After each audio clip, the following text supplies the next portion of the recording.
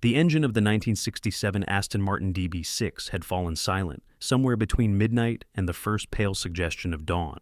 Viktor Draven stood beside the magnificent machine on the empty stretch of highway, his dark coat lifting slightly in the October wind, and felt something he had not experienced in 700 years: helplessness. Not the helplessness of battle, where he had faced armies and survived. Not the helplessness of loss, which he had endured 1,000 times over. This was something more mundane, more absurdly human.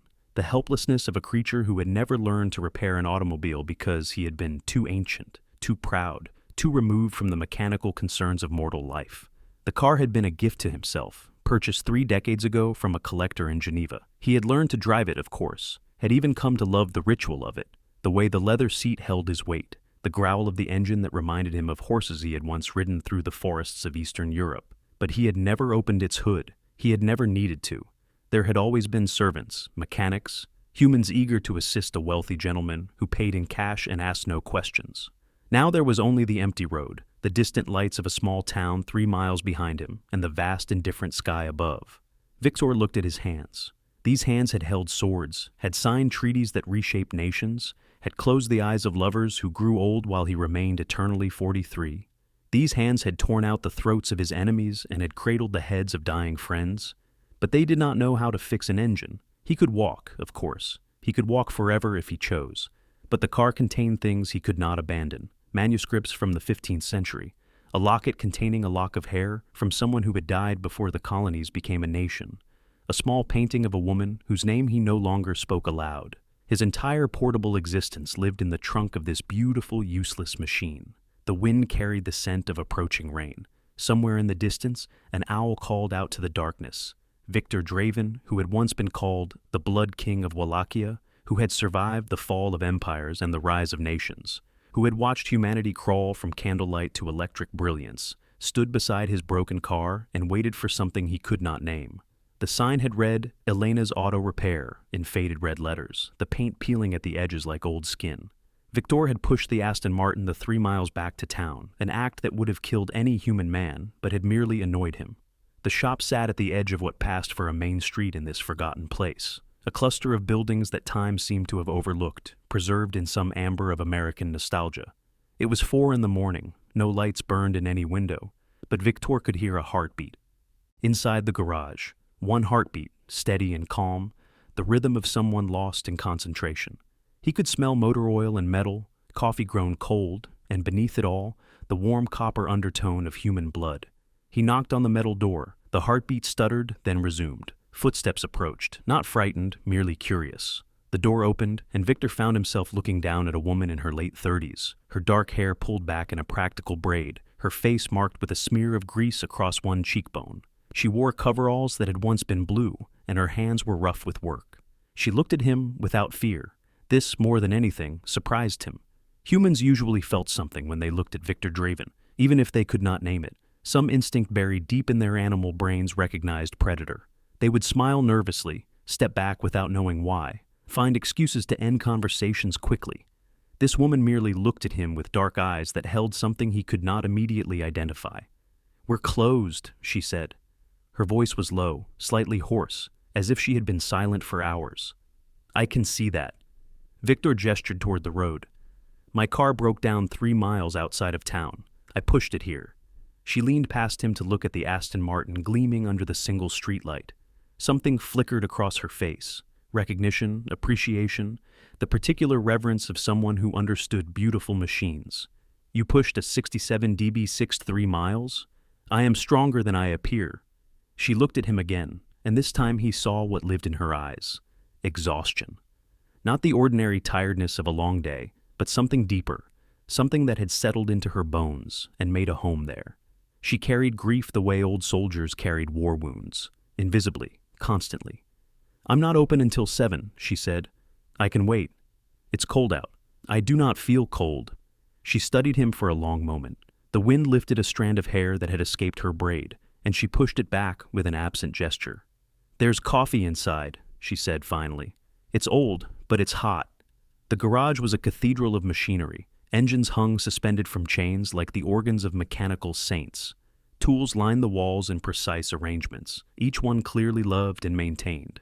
In the corner, an ancient radio played something soft and classical. Chopin, Victor recognized, a nocturne he had heard performed live in Paris when the composer himself had been alive. Elena, her name was Elena, she had told him, nothing more, moved through this space with the ease of long familiarity. She poured coffee into a chipped mug and handed it to him. "Drink," she said. "You look like you haven't eaten in days." The observation was more accurate than she knew. Victor accepted the mug but did not drink. He watched her instead, this woman who worked alone in the small hours of morning, who listened to Chopin while she labored over machines, who looked at ancient vampires without flinching. "Why are you awake at 4 a.m?" he asked. "I don't sleep well." "Neither do I." She smiled, and the expression transformed her face. For a moment, he saw through the exhaustion to something luminous underneath, a beauty that had nothing to do with youth or conventional features, a light that came from somewhere deeper. "You can bring the car in," she said. "I'll look at it. I cannot pay you tonight. The banks will not open for hours." "I didn't ask for money." Victor tilted his head, studying her. "Why would you help a stranger for free?" Elena's smile faded. She looked away, toward the window where the first gray light of dawn was beginning to touch the sky. "Because someone helped me once, when I needed it. Because it's 4 a.m. and I can't sleep anyway. Because that car deserves better than sitting dead on a dark road." She turned back to him, and her eyes held a challenge. "Does it matter why?" In 700 years, Victor had learned to recognize the moments that mattered, the turning points, the hinges of fate, the small decisions that changed everything.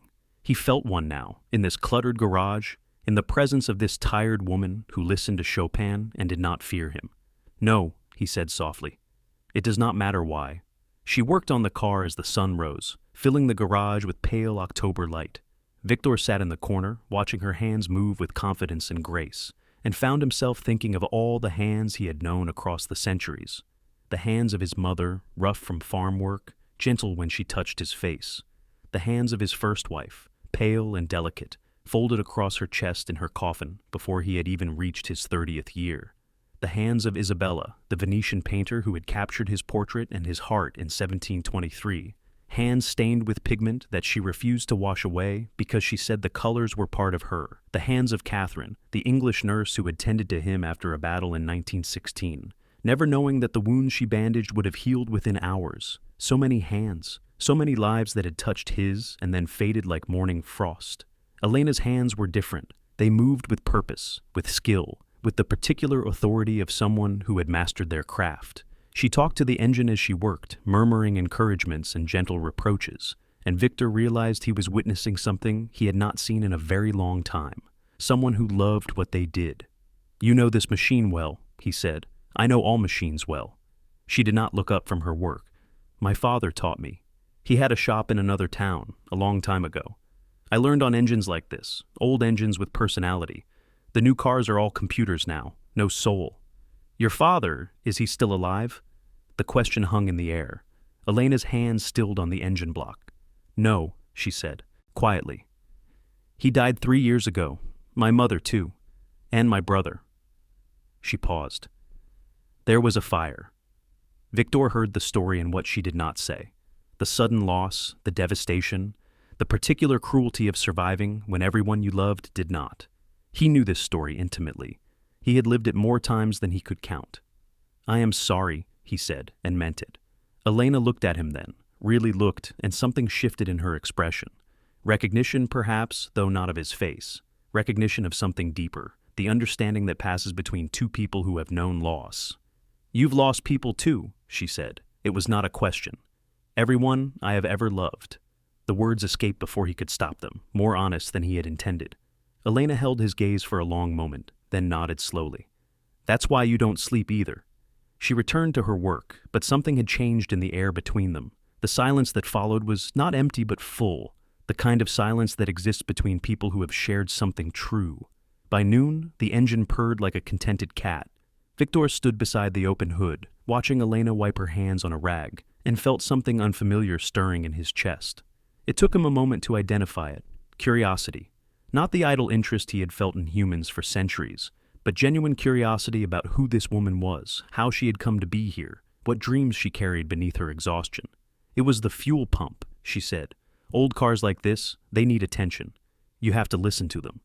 I have never learned to listen to machines. What do you listen to? The question was simple, but Viktor found he did not have a simple answer. What did he listen to? The night wind carrying ancient scents. The heartbeats of prey he no longer hunted. The distant echo of voices long silenced by time. Music, he said finally. Old music. Silence. The things that do not change. Elena smiled. Everything changes. Even silence. She quoted something then, a line of poetry that Viktor recognized. He had heard it first from the lips of its author in a tavern in London centuries ago.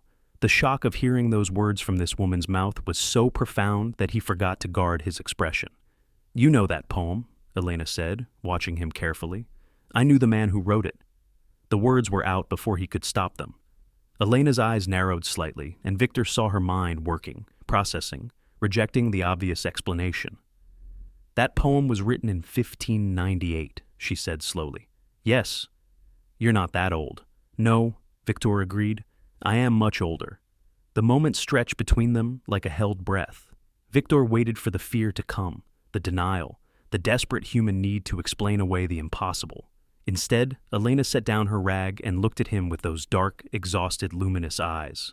My grandmother used to tell me stories, she said quietly, about beings who lived forever, who walked among us, looking human but carrying centuries in their eyes. She paused. I never believed her, but she also told me that I would know one when I met him, that something in my blood would recognize something in his. Viktor felt the world tilt slightly. The morning light seemed to dim and brighten simultaneously. He had lived 700 years and thought he had seen everything, but he had never felt anything like this sense that he was standing at the edge of something vast and unknown. Your grandmother, he said carefully. What was her name? Elena's answer came like a blade through ancient armor, piercing something Viktor had thought long dead. Anastasia Corvinus. The name echoed through centuries of memory. Viktor's hand found the edge of a workbench, steadying himself against something that had nothing to do with physical weakness. Anastasia Corvinus. A name he had not heard spoken aloud in 300 years. A name that belonged to a woman he had loved in 1723. A woman who had disappeared one night and left him with nothing but questions and a grief that had never fully healed. That is not possible, he whispered. And yet, Elena said, here we are. She reached into the pocket of her coveralls and withdrew something small, something that caught the light and sent it spiraling across the garage walls.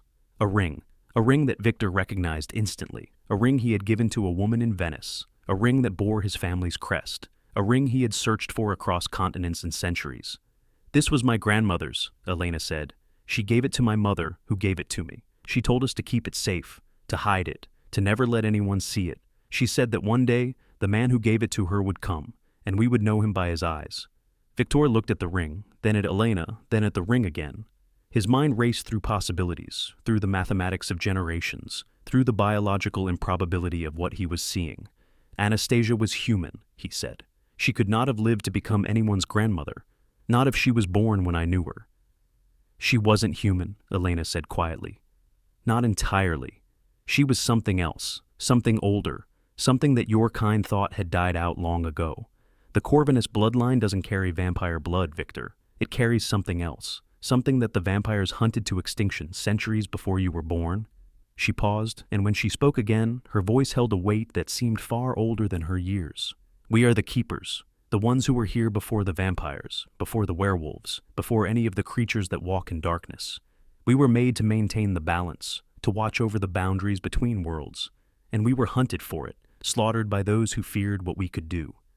Viktor felt something cold move through him, not fear, but the ghost of fear, the memory of stories he had heard in his youth, stories of beings who predated even the oldest vampires, who possessed gifts that made immortality look like a parlor trick. He had always believed those stories were myths, legends invented to explain what could not be explained. The keepers were exterminated, he said. The Elder Council destroyed the last of them in 1459, Elena finished. Yes, but they missed some. They missed the ones who had learned to hide, who had married humans, who had diluted their blood enough to escape detection while still passing on the gifts. She looked at the ring in her hand.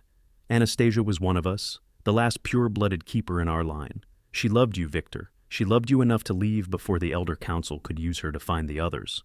The world Viktor had known for 700 years shifted and reformed itself around him. Everything he had believed, every assumption he had made, every grief he had carried, all of it was being rewritten in the presence of this woman, this mechanic, this impossible descendant of a bloodline he had thought lost to time. "The Elder Council," he said slowly. "They are still hunting for your kind. They have been hunting for 5 centuries. They come close sometimes. They came close 3 years ago."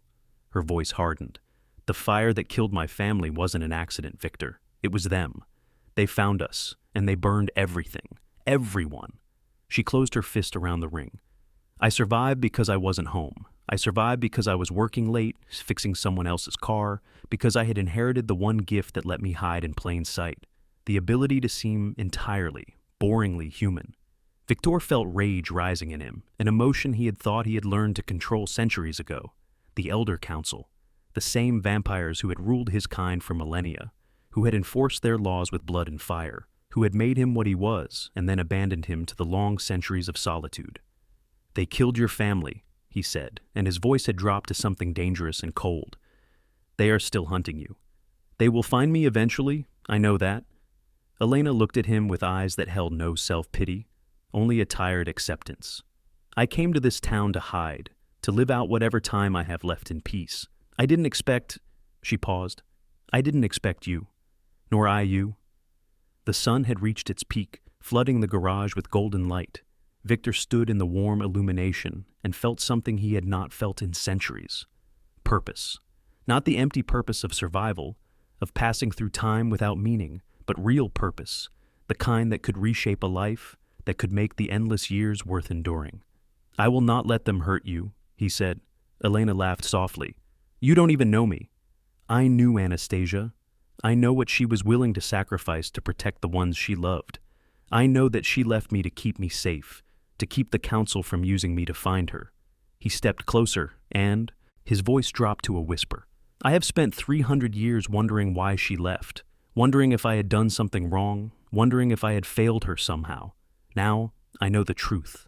She left because she loved me, and I loved her, and I will not let the daughter of her bloodline face the council alone." Elena studied him for a long moment. Something moved behind her eyes. Calculation, assessment, the careful weighing of risks and possibilities. "You were the Blood King," she said finally. "My grandmother told stories about you. She said you were the most powerful vampire ever created, that you turned your back on the council when they asked you to do something you could not accept. They asked me to destroy a village, women, children, innocent people who had done nothing wrong except live near a keeper sanctuary." Viktor's jaw tightened. "I refused. I have been in exile ever since." "For 300 years?" "For 300 years," Elena nodded slowly. "Then we are both exiles, both survivors of the council's justice." She uncurled her fist and looked at the ring again. "My grandmother said you would come. She said you would be the one to finally end this, not through war but through something else, something the council fears more than any weapon." "What is that?" Elena looked up at him, and for the first time, Viktor saw something other than exhaustion in her eyes. He saw hope. "The truth," she said. "The truth about what the council really is. The truth about what happened to the keepers.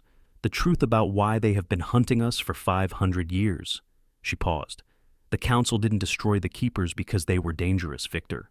They destroyed them because the keepers knew something that could bring the entire vampire aristocracy crumbling down." The afternoon sun lengthened into evening shadows. Elena and Viktor sat in the small apartment above the garage, surrounded by boxes that had never been fully unpacked, artifacts from a life that had been interrupted by fire and loss. Elena spoke of her grandmother's stories, of the legends passed down through generations of hidden keepers. She spoke of the old world, before vampires and werewolves, before the creatures of darkness had risen to power. She spoke of the keeper's original purpose, to guard the boundaries between the mortal realm and something older, something vast and hungry that pressed against the walls of reality. The first dark, she called it, the thing that existed before light, before creation, before anything. The keepers were made to hold it back, to maintain the barriers that kept it from consuming everything. That was our sacred duty, not power, not immortality, just service, just the endless work of keeping the world safe. Viktor listened, and memories surfaced from depths he had thought sealed forever, whispers from his earliest nights as a vampire, stories told by his maker about beings who had come before, about a darkness that was older than time itself. "The council knows this?" he asked. "The council made a deal with it." Elena's voice was flat. 500 years ago, when the Keepers were still strong, the Elder Council discovered a way to contact the First Dark. They offered it a bargain. They would destroy the Keepers, weaken the barriers in exchange for power, for true immortality, not just the extended life of ordinary vampires, but something deeper, something that would make them gods. Viktor felt ice forming in his chest. The Elders are not just ancient vampires.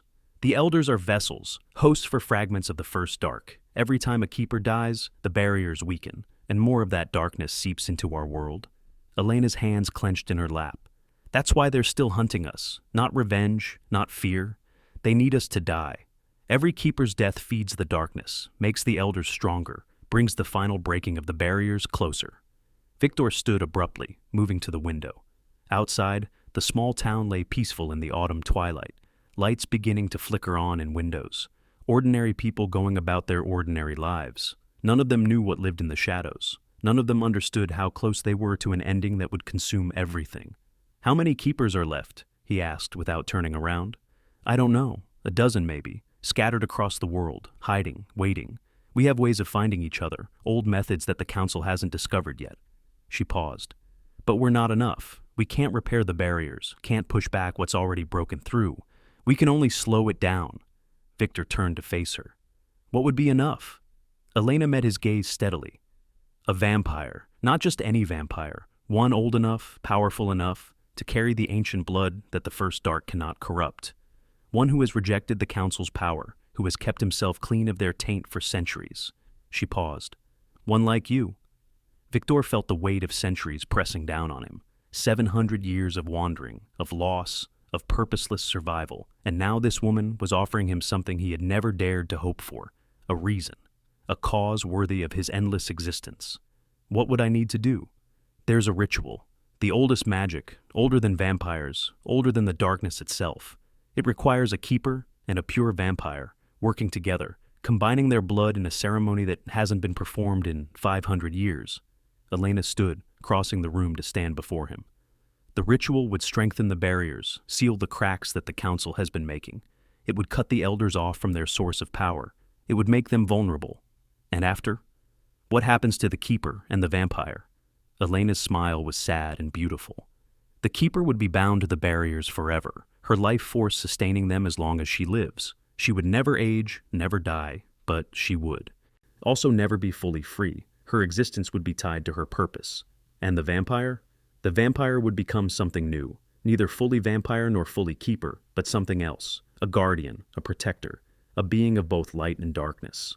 She reached out and touched his face, and her fingers were warm against his cold skin.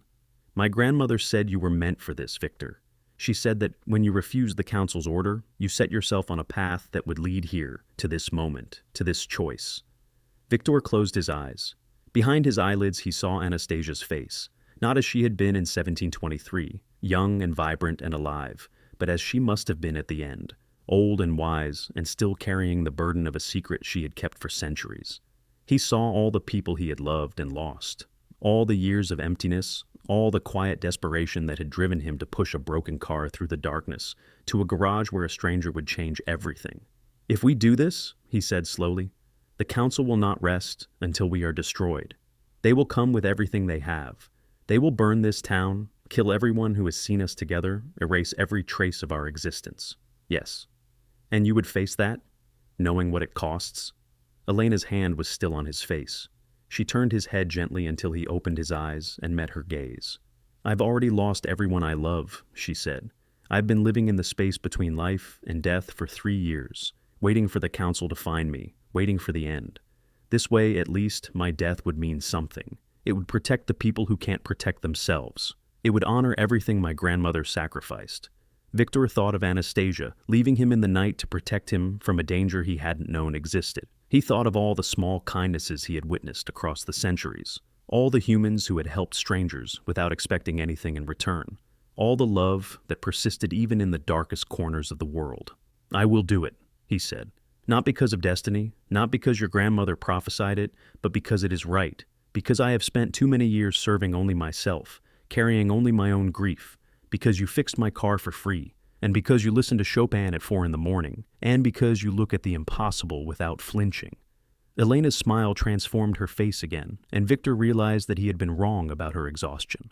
It wasn't weariness from loss, it was the weight of knowing what she was, of carrying a burden too heavy for one person to bear alone. "Then we should begin," she said. "The council will sense what we're doing as soon as we start. We won't have much time."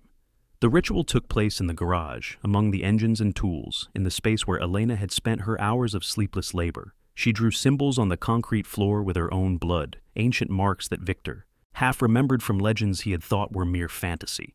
The air grew thick with power, with presence, with the sense of something vast stirring at the edges of perception.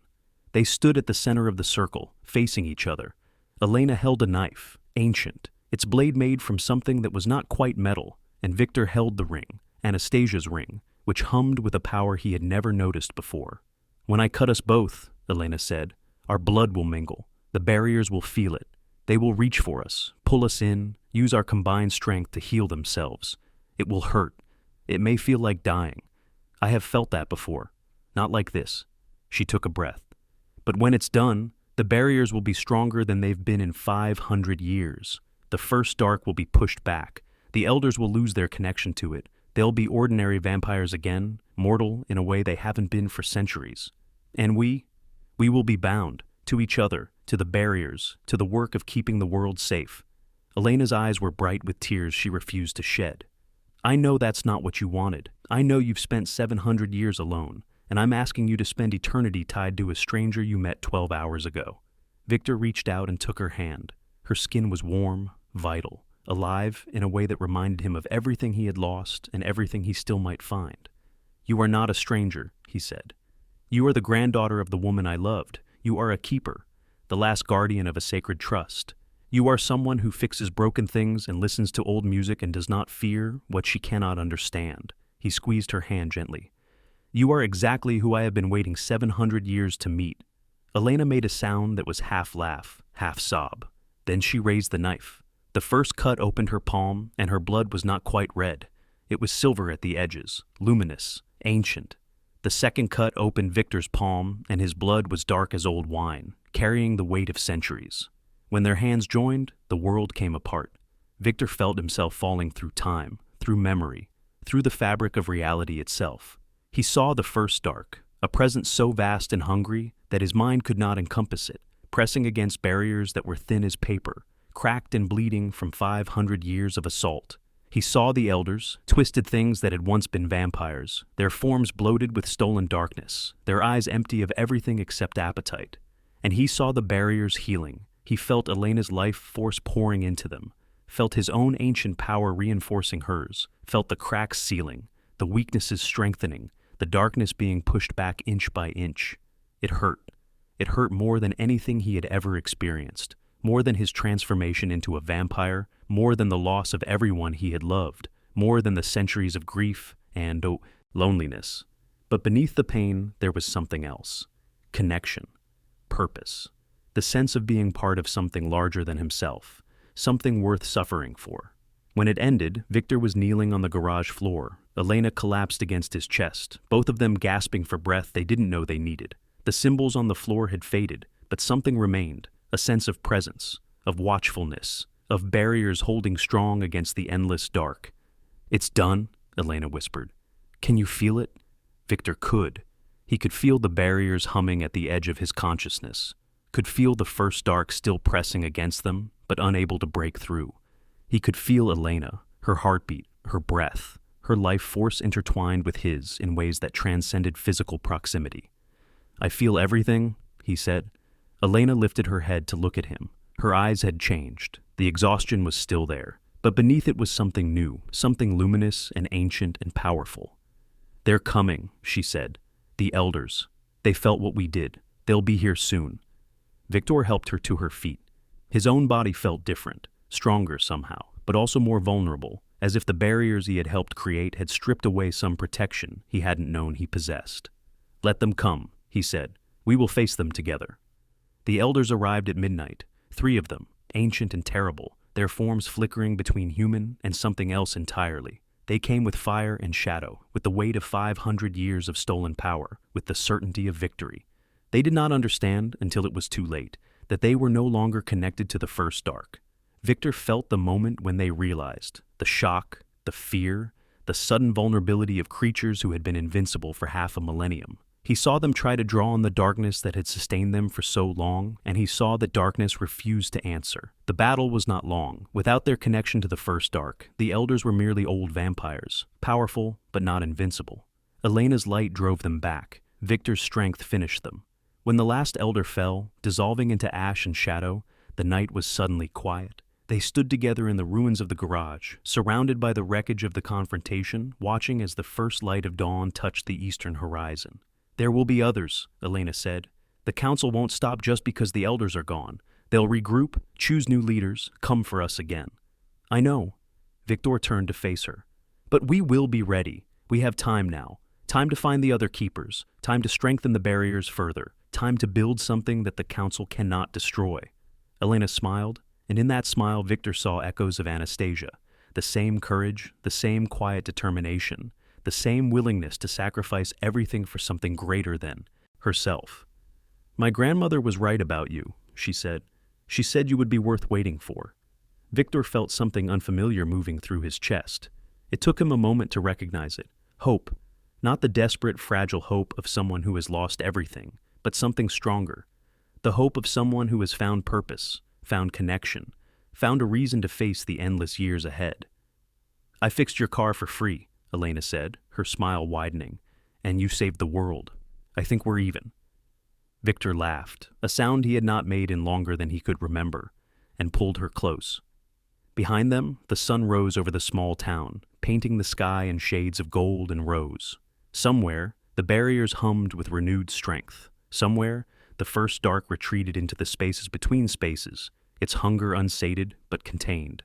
And in a ruined garage at the edge of a forgotten town, a vampire king and a mechanic who carried royal blood stood together, watching the dawn, ready to face whatever came next. They would have forever to figure out what that meant. But for now, this moment was enough. This moment of victory, of connection, of two broken people finding healing in each other's presence. The sun rose higher, and Viktor Draven, who had walked alone through 700 years of darkness, discovered that he was no longer alone. The engine of the repaired Aston Martin purred gently in the morning light, ready to carry them wherever they needed to go. Elena had fixed more than a fuel pump that night. She had fixed something that had been broken for centuries, something that Viktor had given up hope of ever repairing, his heart. The road ahead would be long and dangerous. The council would send more hunters. The first dark would continue to press against the barriers. The work of protecting the world would never truly end. But they would face it together, vampire and keeper, bound by blood and purpose and something that might, in time, become love. And in the garage where they had first met, a radio still played Chopin, filling the silence with music that had survived centuries, that would survive centuries more. A nocturne for the eternal, a lullaby for the undying, a promise that beauty could persist even in the darkest of worlds. The mechanic and the vampire king walked out into the morning, hand in hand, ready to begin their endless watch. Behind them, the dawn continued to rise, golden and glorious, a reminder that light always followed darkness, that hope always followed despair, that even the longest night eventually ended. And in the vast waiting silence of the universe, the barriers held strong, renewed by sacrifice and strengthened by connection, guarding a fragile world against a hunger that would never truly die. But that hunger could wait. Today there was sunlight. Today there was hope. Today 2 lonely souls had found each other across centuries of loss and pain. Tomorrow the work would continue. But today was enough. Today was everything.